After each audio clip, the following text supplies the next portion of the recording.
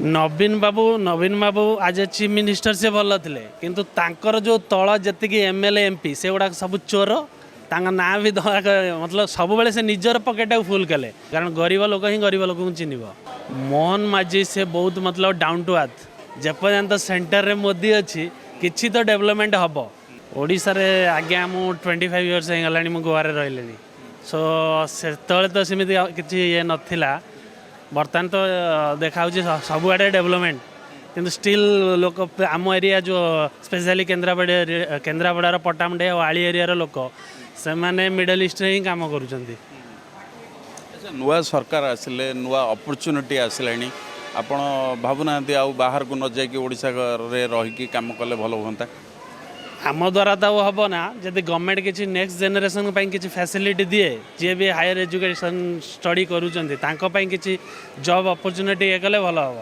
ପୂର୍ବରୁ ନବୀନ ବାବୁଙ୍କ ସରକାର ଥିଲା ଏବେ ମୋହନ ମାଝୀଙ୍କ ସରକାର ବର୍ଷେ ପୁରିଲା ଏବେ ମୋହନ ମାଝୀ କହୁଛନ୍ତି କଥା ଦେଲି ଦେଇଥିଲି କଥା ରଖିଲି କେତେ କଥା ରଖିଛନ୍ତି ବୋଲି ଭାବୁଛନ୍ତି? ଆକ୍ଚୁଆଲି ମୁଁ ଦୁଇ ଜଣ ଗଭର୍ଣ୍ଣମେଣ୍ଟକୁ ନା ତାଙ୍କ ଏଗନେଷ୍ଟରେ ଯାଇପାରିବିନି। ମୋତେ ବହୁତ ନବୀନ ପଟ୍ଟନାୟକ ମୋର ସବୁଠାରୁ ଫେଭରାଇଟ୍ ଚିଫ୍ ମିନିଷ୍ଟର। ଆଜ୍ ଏ ଚିଫ୍ ମିନିଷ୍ଟର ନବୀନ ପଟ୍ଟନାୟକ ମୋ ପାଇଁ ବହୁତ ଭଲ ଆଉ ମୁଁ ବହୁତ ତାଙ୍କୁ ଲାଇକ୍ କରେ ବଟ୍ ଇନ୍ ସେମ୍ ଟାଇମ୍ ମୁଁ ମୋହନ ମାଝୀ ସାର୍ଙ୍କ ବିଷୟ ଏଗନେଷ୍ଟରେ ବି ଯାଇପାରିବି ନା କାରଣ ଯେପର୍ଯ୍ୟନ୍ତ ସେଣ୍ଟରରେ ମୋଦି ଅଛି କିଛି ତ ଡେଭଲପମେଣ୍ଟ ହେବ ବୁଝି ଓଡ଼ିଶାରେ ବି ଡେଭଲପମେଣ୍ଟ ହେବ ଆଉ କିଛି ଯେଉଁ ପିଲା ବି ସ୍କିଲଫୁଲ୍ ଅଛନ୍ତି ତାଙ୍କ ପାଇଁ ଭବିଷ୍ୟତରେ ବି ଅପରଚ୍ୟୁନିଟି ଆସିବ। ବର୍ତ୍ତମାନ ଲୋକଙ୍କ ମୁଖ୍ୟମନ୍ତ୍ରୀ ମୋହନ ମାଝୀଙ୍କର କେଉଁଟା ଆପଣଙ୍କୁ କେଉଁ ଗୁଣଟା ଭଲ ଲାଗୁଛି? ମୋହନ ମାଝୀ ସେ ବହୁତ ମତଲବ ଡାଉନ୍ ଟୁ ଆର୍ଥ। ନବୀନ ପଟ୍ଟନାୟକ ଭଳିଆ ମୋତେ ଲାଗୁନି ଏଜୁକେସନ୍ ବି ତାଙ୍କର ଅଛି ସେମାନେ ବି ବହୁତ ହିନ୍ଦୀରେ ବି ବହୁତ ମିଷ୍ଟେକ୍ କରୁଛନ୍ତି କଥାବାର୍ତ୍ତା କଲାବେଳେ କିନ୍ତୁ ବହୁତ ଡାଉନ୍ ଟୁ ଆର୍ଥ ଆଉ ଭଲ କାମ ବି ମଧ୍ୟ କରିବେ କାରଣ ଗରିବ ଲୋକ ହିଁ ଗରିବ ଲୋକଙ୍କୁ ଚିହ୍ନିବ। ସାଧାରଣ ଲୋକଙ୍କୁ ନବୀନ ବାବୁ ଦେଖା କରୁନଥିଲେ ଏବେ ମୋହନ ମାଝୀ ଦେଖା କରୁଛନ୍ତି ଲୋକଙ୍କ ସମସ୍ୟା ବୁଝୁଛନ୍ତି ଦୁଃଖ ବୁଝୁଛନ୍ତି ସେଇଟା ଗୋଟେ ଭାବୁନାହାନ୍ତି ଗୋଟେ ନେତା ଏମିତି ହେବା ଦରକାର? ନେତା ଏଇଭଳିଆ ହିଁ ଦରକାର ଯାହାଦ୍ୱାରା କି ଗୋଟେ କମନ୍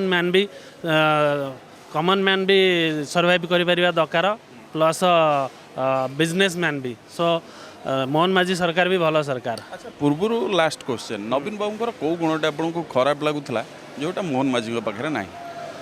ନବୀନ ବାବୁ ଆଜ ଏ ଚିଫ୍ ମିନିଷ୍ଟର ସେ ଭଲ ଥିଲେ କିନ୍ତୁ ତାଙ୍କର ଯେଉଁ ତଳ ଯେତିକି ଏମଏଲଏ ଏମପି ସେଗୁଡ଼ାକ ସବୁ ଚୋର ତାଙ୍କ ନାଁ ବି ମତଲବ ସବୁବେଳେ ସେ ନିଜର ପକେଟଟାକୁ ଫୁଲ୍ କଲେ କମନ୍ ମ୍ୟାନ୍ କି ଏରିଆ ୱାଇଜ୍ କେମିତି ଡେଭଲପମେଣ୍ଟ ହେବ ସେଗୁଡ଼ାକ ସେ ଦେଖିନାହାନ୍ତି। ତେଣୁକରି ଲୋକ ନବୀନ ପଟ୍ଟନାୟକ ଭଲ ପାଉଛନ୍ତି କିନ୍ତୁ ତାଙ୍କ ଏମଏଲଏଙ୍କ ଯୋଗୁଁ ବି ଲାଷ୍ଟ ଟାଇମ୍ ସେମାନେ ବାହାର ପଡ଼ିଥିଲେ ଇଲେକ୍ସନ୍। ଗୋଟେ ଅଭିଯୋଗ ଆସୁଥିଲା ଯେ ବାହାର ତାମିଲ ଶାସନ ଚାଲିଥିଲା ସେଟା ମଧ୍ୟ ବହୁତ ଇମ୍ପାକ୍ଟ ପଡ଼ିଲା ଯାହାଫଳରେ କି ଲୋକ ଆଜିକାଲି ଆଗ ଭଳିଆ ଆଉ ନାହିଁ 1980-90 ଟାଇମ୍ରେ ଯାହା ହେଉଥିଲା ସେଭଳି ଆଉ ଲୋକ ନାହାନ୍ତି।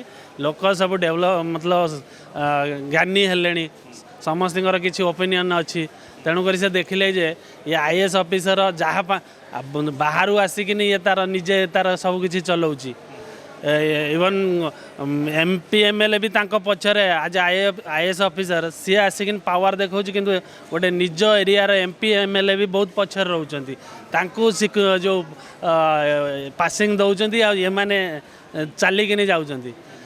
ତେଣୁକରି ଏଇ ଯେଉଁ ଲୋକ ଏବେ ନିଜ ଏରିଆର ଲୋକକୁ ଆଗଭର ହେବା ପାଇଁ ଚାହୁଁଛନ୍ତି। କେତେ ମାର୍କ ଦେବେ ନବୀନ ବାବୁଙ୍କୁ କେତେ ଦେବେ ମୋହନ ମାଝୀ କେତେ?